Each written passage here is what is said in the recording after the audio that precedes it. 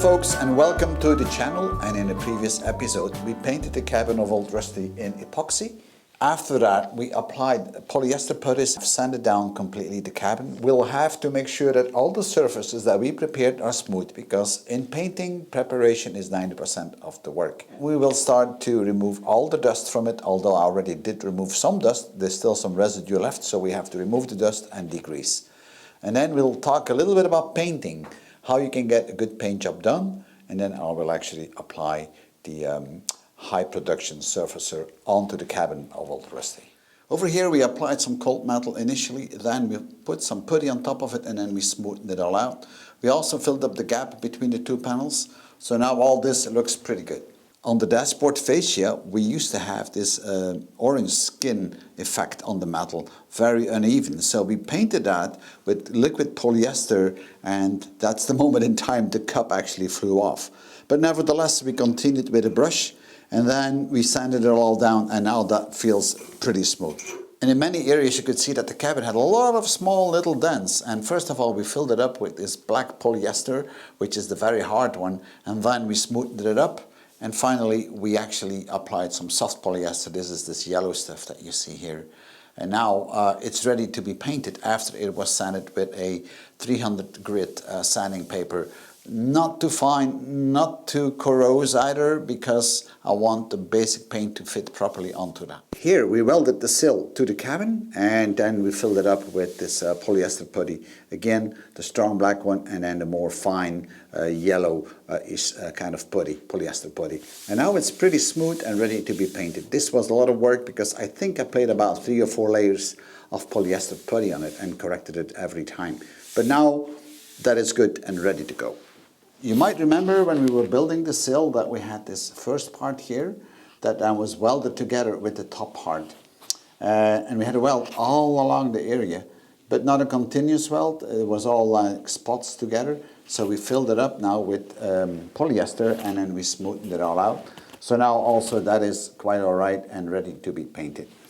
This area is at the inside of the cabin, at the back, in fact where the passenger seats will be leaning against. And we will fill this up with insulation so you won't see that. But still, on this metal piece that's supporting the back side, I have filled up this whole area here with an elastic seal. You might remember that we welded in this new panel here all along the edge of the cabin, where it joined the outer side of the cabin. And at the inside, where the rear panel is of the cabin, we welded it together with all these little spot welds, and that's why I applied an elastic seam all along the edge here. It's in the back of the cabin, so nobody will actually see it, and in fact I think it looks quite alright. So the first thing I'm going to do right now is to get the dust all off the cabin, because it is pretty dusty because we've been sanding it. And I'm going to do this first of all with an air gun, with compressed air. We blow it all off, like so, and then I will actually use a cloth and wipe on it again, and after that we'll re-grease it. But first of all I'm going to put the fan on in the boot so I can suck away all the dust, otherwise it's just going to fly around. I now have the extraction fan on, so the dust will be sucked out, so let me start cleaning this.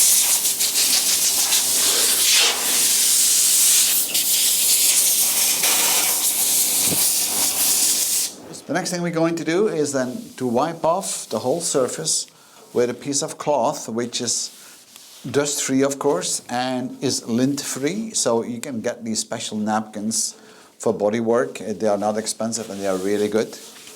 And now it's time to degrease it. And again, I always use a good product for that. You can get it in any of your paint stores, but use a good one, because degreasing is very important. And just wipe that clean. And there are places where you can't blow out the dust properly, like this box here. So we need to do something that we all men love to do, vacuum cleaning, right? So you want to get all the dust out, because if you don't, it will fly up while you're spraying. So folks, before we start applying the high production surfacer onto the cabin of Old Rusty, there's a few things I'd like to talk to you about painting in general. Now I hope there are some professional painters watching this and they can elaborate on what I'm about to say. I'm by no means a professional painter, but still I have done quite some painting, and I think I have a little bit of experience, and I can tell you how I prevent drips and onion peel skin on my paint. The first and most important factor is get a data sheet of your paint. Make sure you have the right data sheet. The second and most important thing is that you have to make sure that you get the right products. You're always going to need a hardener and you're going to need a thinner. Now the hardener is going to come in a fast drying one or a slow drying one, and that all depends on the temperature where you're going to spray in. So temperature is critical in painting to get the proper smooth surface. It's all about drying time. You have to give the paint the time to settle, to flow open onto the bodywork of the car or whatever you're painting. If you don't allow that time to settle, then you're going to get the orange peel skin, or paint will start dripping because it doesn't dry fast enough. And that is all affected by the speed of the hardener. So if you're going to get a hardener of some sort, make sure you get the hardener which is fit for the temperature you're going to work in. So if it's a sunny day and you want to paint your car outside, and it's around 25 degrees centigrade, then rest assured that the metal plate of your car is going to be a lot hotter. Maybe it's 50, 60 degrees. So then you shouldn't be using a fast drying one because the metal is so hot. 50, 60 degrees is way too hot anyway, and you shouldn't be painting in the full sun anyhow. But if you're going to paint in a booth or in your garage, make sure that you measure the temperature of the panel. And I use an infrared meter actually to scan the temperature on the body of the vehicle. And that's going to be my working temperature. I'm going to keep it at that temperature, and I'm using a hardener in my paint which is fit for purpose, fit to the temperature, and that you can find out on the data sheet what you should be using. The other thing to do is to get a little scale. I mean, this is an ordinary kitchen scale. And then you mix your paint and your hardener and your thinner in the proper proportions. And again, that's going to be on your data sheet.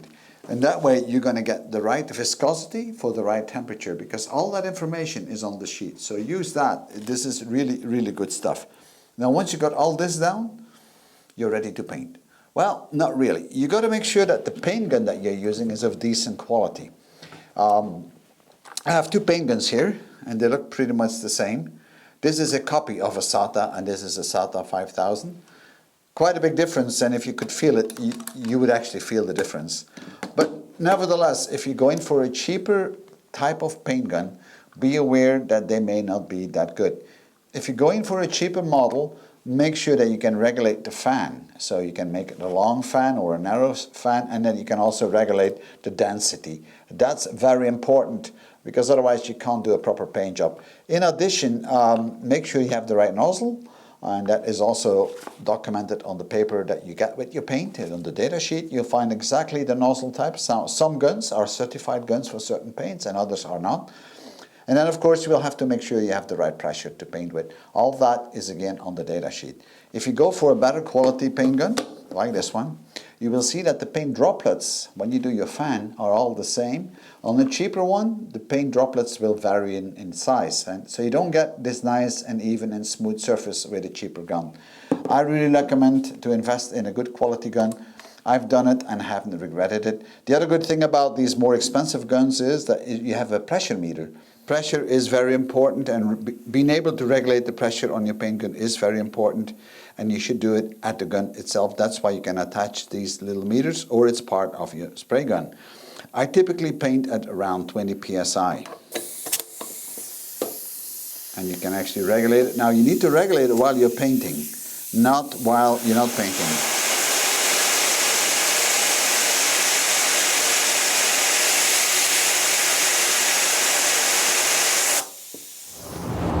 So the first thing I'm going to do now is to check the fan, and I always try this on a piece of cardboard.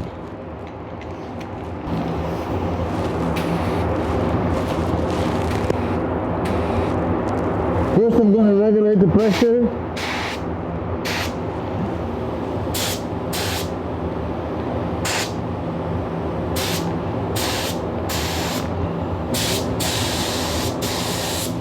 I think that's quite alright. I'm going to start painting the cabinet the inside first.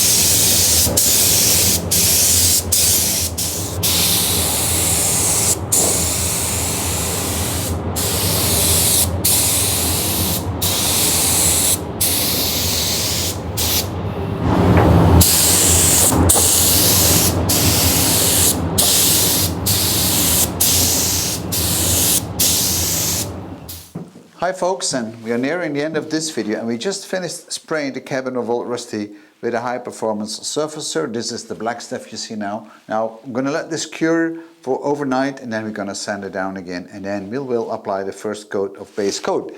While I was doing this work, and you've seen me painting around a bit, there were a few areas that I spotted that were not 100% yet, so I still have some time to correct it.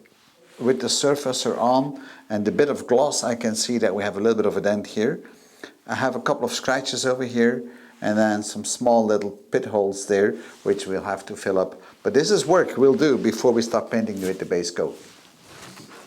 No matter how hard you try, sanding it all down and not forget any spots, there's always some small spots that you forgot. And this is my second little spot that I have to clean up. Very small, I need to just to fill it up. And in fact, I'm even sure with the rubber on you wouldn't see it, but I'm not going to take any chances, and we'll fix that before we put the base coat up. When we started, this whole area was really in a bad shape. We welded up some pieces, but then we had some smaller holes here and there. We filled it up with cold metal, and then we put some putty on it. So I think this turned out really nice. We'll see over time how good it's going to be, but I'm sure it will because I've done this before. The bulkhead turned out to be quite alright, and I know over here it's a little bit pitted. Not too bad though, it's just slightly pitted, and it's the bulkhead, so I don't really worry too much. There's going to be a lot of auxiliary devices coming up here. I think I'm just going to paint that together with the cabin in wine red instead of black. And the sill turned out to be really nice. It really fits nicely together. I'm quite happy about this result. Even here in the front of the cabin, where we weld the panels together, it looks really good, and I'm very pleased with it. It took quite a while to get it all done, but at the end, it turned out to be all pretty nice. Even the seating box took us a lot of effort to put it in, but now it looks quite cool. I think I have a few dots here from welding. I should have removed that, but okay. While I was welding everything together on the cabin, I thought it would never come to an end, and you don't never know what the end result will be.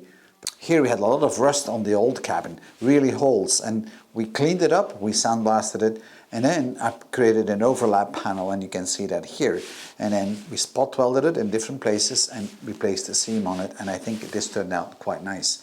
A lot of people made comments on it that I should not overlap panels because it will rust in between. Well, not really in my case, because I have access from the back and from the outside, and actually I put the zinc in between, a zinc spray, before I started welding it.